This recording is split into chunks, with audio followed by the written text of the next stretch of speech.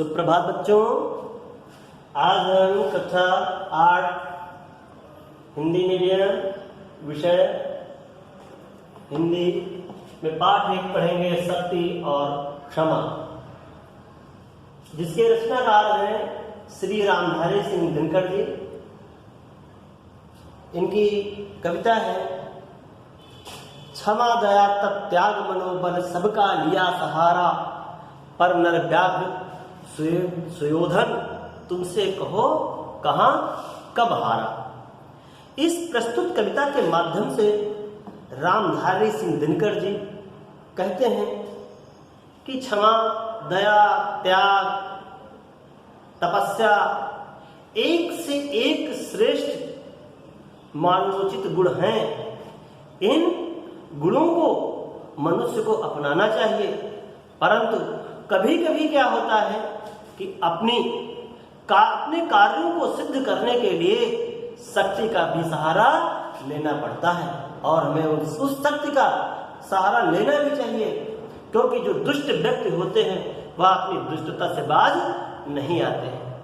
इसीलिए इस बात को जो है उन्होंने भीम और युधिष्ठिर के मध्य वार्तालाप के माध्यम से अपनी बात को पाठकों के समक्ष प्रस्तुत कर रहे हैं। वह कहते हैं कि क्षमा दया तप त्याग मनोबल सबका लिया सहारा।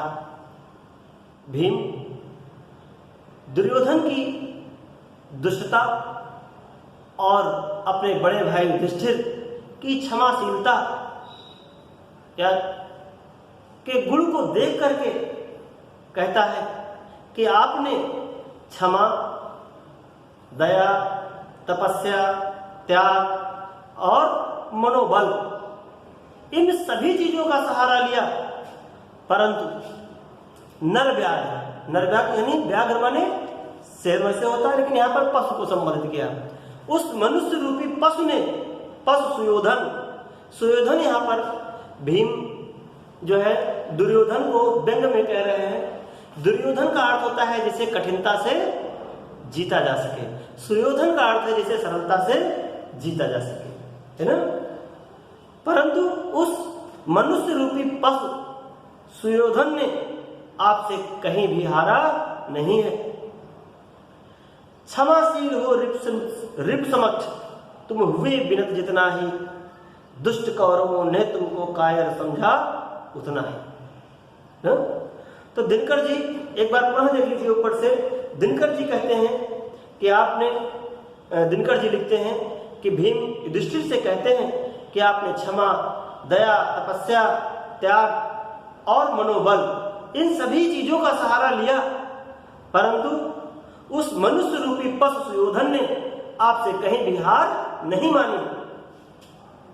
आपने या तुमने जितना उसे क्षमाशील माफ कर देने के स्वभाव को उसे दिखाया, उसके सामने जितना ही आप विनय झुके, उतना ही उन दुष्ट कौरवों ने तुमको डरपोक समझा। आगे भीम कहते हैं, क्षमा शोभती उस भुजंग को जिसके पास गरल हो, उसको क्या जो दंतहीन विष रहित विनीत सरल हो।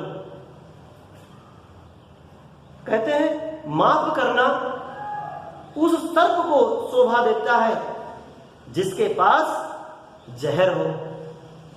जिसके पास जहर है ही नहीं, उसको माफ करना शोभा नहीं देता है, यानी उसको शोभा नहीं देता है जिसके पास दांत ही नहीं है, जहर ही नहीं है, जो झुका हुआ है, जो अत्यंत सीधा साधा सरल हो, उसको माफ करना शोभा नहीं देता है।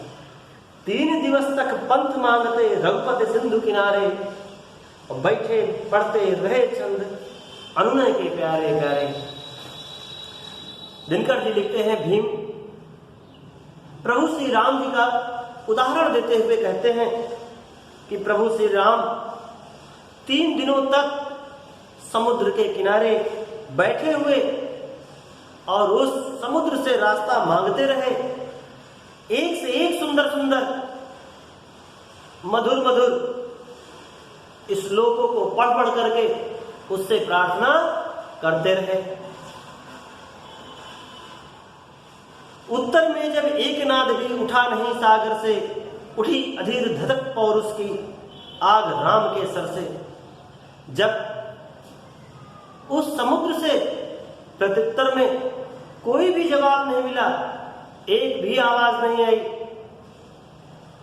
तब प्रभु श्री राम के जो पुरुषत्व की यानी मर्दानगी की जो ज्वाला थी, आग थी, वह प्रभु श्री राम के सर से यानी बाण से निकलने लगी। फिर से देखिए, जब प्रत्युत्तर में उस समुद्र से एक भी जवाब नहीं आया, तब प्रभु श्री राम जी अधीर यानी बेसब्र हो गए और उनका जो पुरुषत्व था, उनका पुरुषत्व बाण से आग के रूप में निकल पड़ा, धधक उठा। अर्थात प्रभु श्री राम जी ने उस समुद्र को सुखाने के लिए जैसे ही अपने धनुष पर बाण चढ़ाते हैं, वह समुद्र सिंधु देह धर त्राहि त्राहि करता आ गिरा शरण में। तुरंत ही वह समुद्र जो है मनुष्य का रूप धारण करके त्राहि त्राहि यानी बचाओ बचाओ ऐसा कहते हुए प्रभु श्री राम जी के शरणों में गिर गया, आ गिरता है। चरण पूंज दास्ता ग्रहण की बधा मूल बंधन में वह प्रभु श्री राम जी के चरणों को पूजता है, उनकी दास्ता यानी गुलामी को स्वीकार कर लेता है, उनके गुलामी के बंधनों में वह मूल यानी मूर्ख बंध जाता है। सच पूछो तो सर में ही बसती है दीप्त विनय की, संधि वचन संपूज्य उसी का जिसमें शक्ति विजय की। रामधारी सिंह दिनकर जी लिखते हैं कि भीम युधिष्ठिर से कहते हैं, अगर सच पूछा जाए तो सर यानी बाण में ही विनम्रता की चमक बसती है। संधि वचन संपूज्य उसी का जिसमें शक्ति विजय की।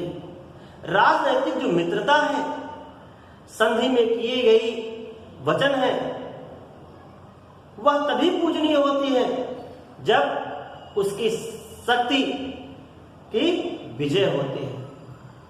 अन्यथा संधि की बातें कोई पराजित होने वाले योद्धा की मानता नहीं है।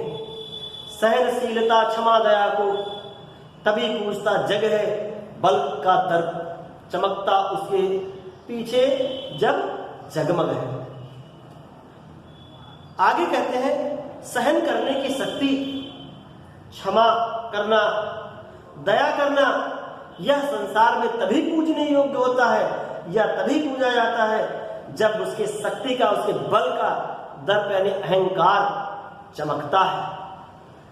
उसके पीछे जब बल का अहंकार जगमगाता है, तभी यह सहनशीलता, क्षमा, दया आदि गुण संसार में उसके पूजने योग्य होते हैं।